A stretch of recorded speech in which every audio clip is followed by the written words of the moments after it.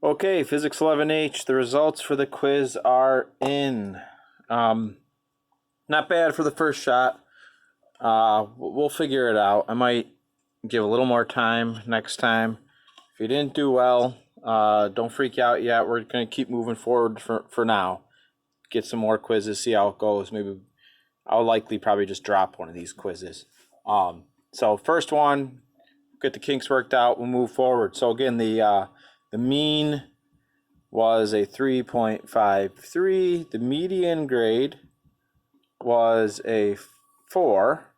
The mode actually was a 5. Low grade was a 1.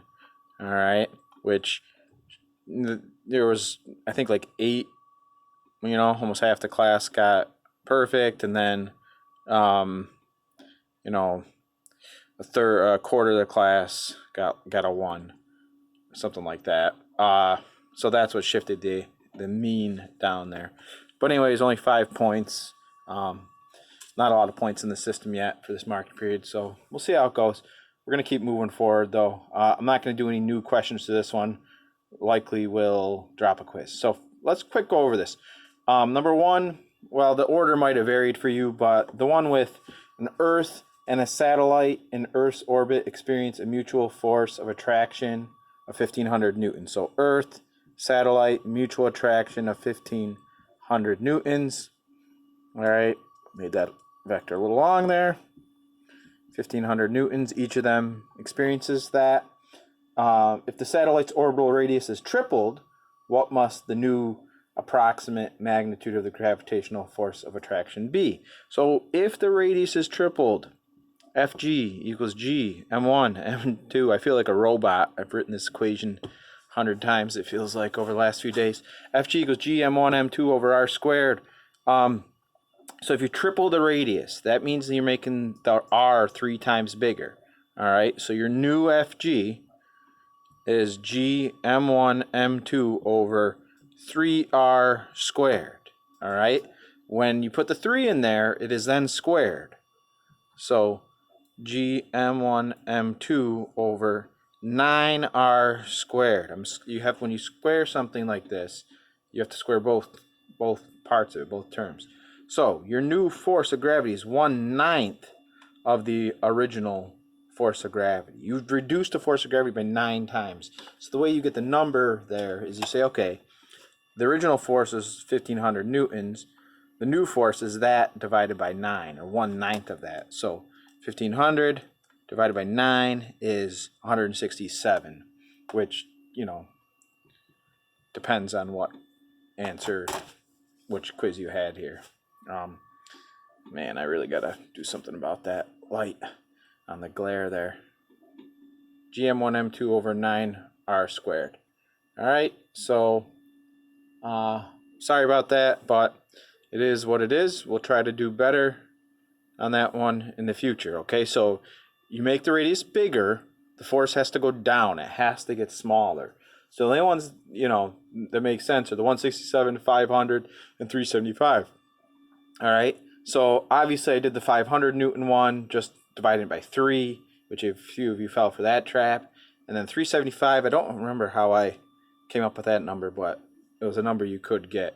But anyhow, it gets weaker, but 9 times weaker because the 3 is squared here. All right, on to the next one. As a meteor moves from a distance of 16 Earth, this one was tough. This is an old Regents question. I recycled. A meteor moves from a distance of 16 Earth radii, so it's way the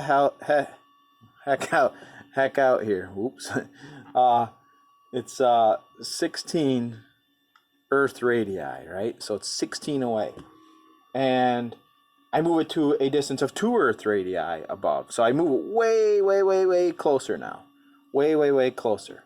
So it's getting closer. So that means the force must go up. Force must go up. All right, so that's good. A lot of you did say it went up 4 times. I guess they were all bigger. But by how many times does it go up? Well, how many times closer did it get? Well, most of you figured this out, I think, because the most common wrong answer was 8 times is great. You know, so now the radius has gone from 16 to 2. So that is the r is now 8 times smaller. And so some of you, a lot of you just said, okay, that means the force is 8 times greater. But you got to remember, g m1 m2 over r squared, the r is squared. The r is squared there. I got to, tonight, fixing that light. I turned the brightness up here, and that's hurting it a bit. There we go. It's a little better. GM1 M2 over R squared, so it's squared. So 8 times smaller, so it's like R over 8, and you square that, well, 8 squared is 64. So the effect is squared. However, whatever you change the radius by in terms of the factor, if I change it by 8 times, and the force changed by the square of that changes by 64 times. Then it's just a matter of, is it weaker or stronger? In this case, it's getting closer together, so it's stronger. 64 times is great. All right. The next one here. This one is just pretty basic question. Most of you guys got this one right. It says, what is the acceleration due to gravity at a location where a 15 kilogram mass weighs 45 newtons? So Fg is the weight, that's 45 newtons. The mass is 15 kilograms. So Fg equals mg, or g equals F over m.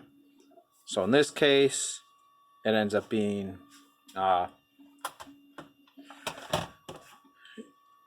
g equals 45 over 15, which is 3 newtons per kilogram, or meters per second squared. No big tricks to this one. Some of you guys got 0.333 meters per second squared. I think that is if you, I don't remember how I made that one. With 9.8, I forget how I came up with that wrong answer. But the answer is 3. Just Fg equals mg.